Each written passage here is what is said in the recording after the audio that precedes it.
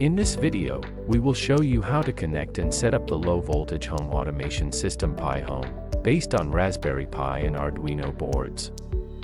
This tutorial describes the installation of the PiHome standard solution, designed for a model family house. This standardized solution is suitable for self-installation, where you can modify the scheme and quantity of items according to the current situation in your home. The principle remains the same, and this tutorial will help you with a seamless installation. Alternatively, you can provide us your house project and your requirements. We will provide you offer with a customized ready-to-use hardware, and you can deal with the wiring with your local electrician. For PiHome Standard, a low-voltage distribution board size of at least 120 by 80 centimeters is recommended. The bigger, the better. You can place UPS, router, patch panel, and other devices on it, too. The DIN rail spacing 18 centimeters is recommended together with cable trays. Let's start with placing the Raspberry Pi. Above that, we'll place Crone LSA terminals. The first 4 Crone terminals will receive UTP wires from the switches. Toggle switches are used in home automation. Always connect one terminal of the switch to the white Crone terminal, and connect the other terminal to the ground, which is marked with a red Crone terminal labeled ground. One Crone terminal can connect up to 20 pairs of wires, which means 20 switches. For redundancy and clarity, there are up to 4 white bridging Crone terminals and 1 red grounding Crone terminal labeled ground. Next, we'll place 4 Crone terminals for DHT22 and PIR sensors. Again, we'll leave room for additional sensors in the future. We'll finish with a grounding terminal labeled 5 volts and ground. Floor sensors DS18B20 can also be connected to the red Crone terminal as they communicate via a bus. We'll install the power supply next. In this case, it's 5 volts and 30 watts. Then we'll install a gigabit switch.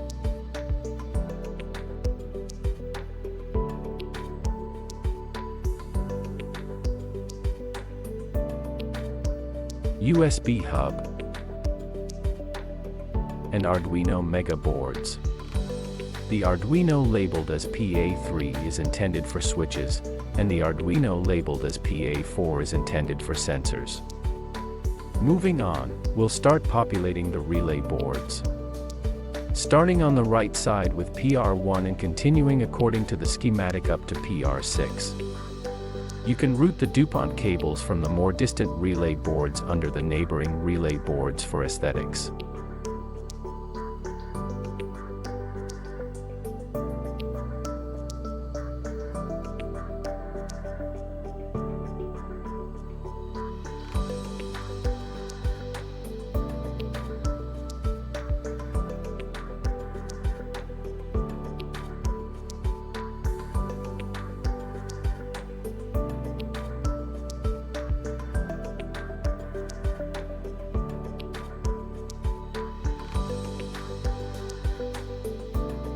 Don't forget to connect the grounding Crone terminal in the middle and the Arduino Mega labeled PA1.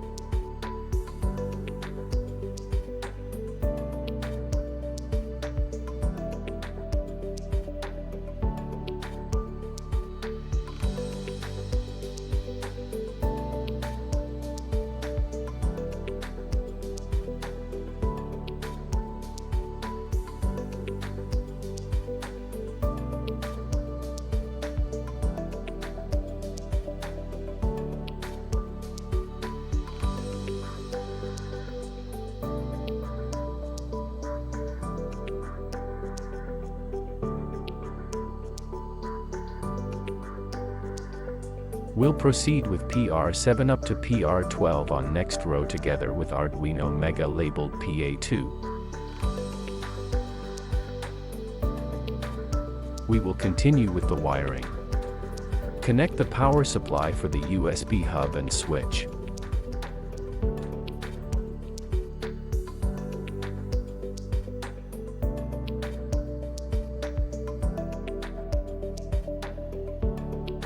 Connect USB cables to power the Arduino Mega boards and Raspberry Pi.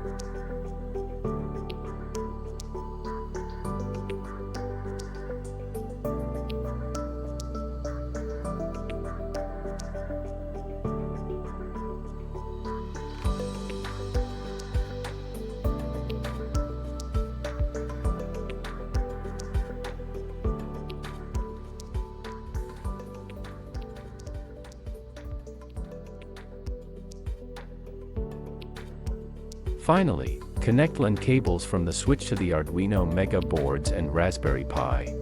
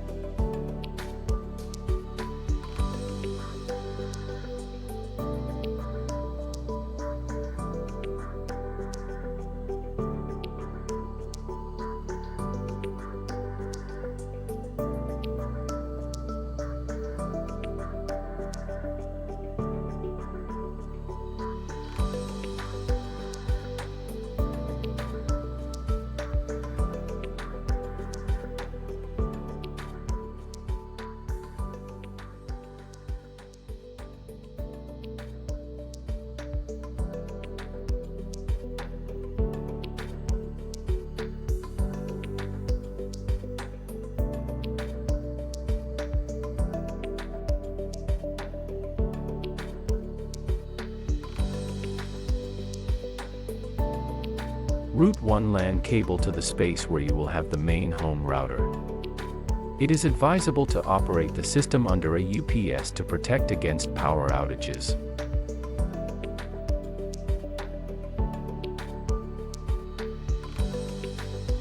Connect all the red Chrome terminals to the positive pole of the DC voltage source. Connect the Chrome terminals labeled as 5 volts to the positive pole, and the ones labeled as ground to the negative pole.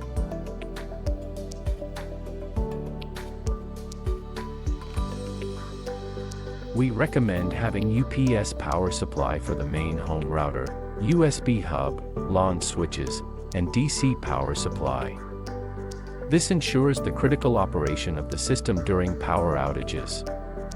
You can consider the UPS Eaton 3S550FR, which fits into the distribution board, or a similar alternative.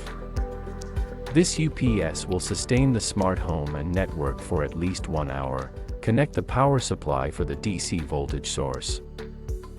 In this demo tutorial, some cables may already be covered for clarity. Print out the mapping table for outputs, relays, and inputs, buttons and sensors. The mapping table indicates which pins on the Arduino Mega boards correspond to each input and output. Connect the individual relay boards one by one. Finally, Connect all the brown wires to the ground Crone terminal and all the red wires to the 5 volts Crone terminal. Don't forget to connect the ground terminal to the GND pin on each Arduino. Once everything is connected, you can power on the system. Connect the switch to your home router and also power on the Raspberry Pi and Arduino Mega on the USB hub using the buttons. Your Raspberry Pi should receive an IP address from your router. Check your router's DHCP address list and look for a device with the hostname PiHome OH.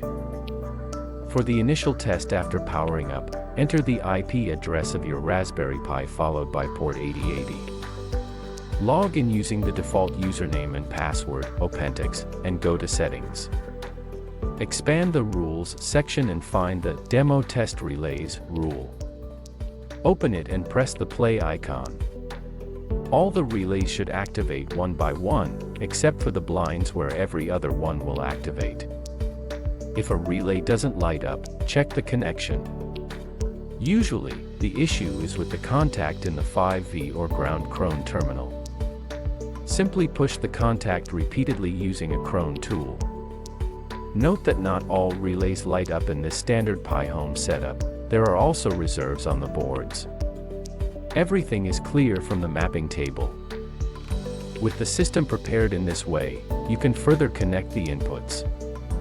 Always connect the button or sensor to the Crone terminal and then connect the Crone terminal to the corresponding pin on the Arduino boards, PA3 and PA4, according to the mapping table. Finally, have your high voltage relays and the power distribution board connected to the outputs of your relays. This part should be done by a qualified electrician.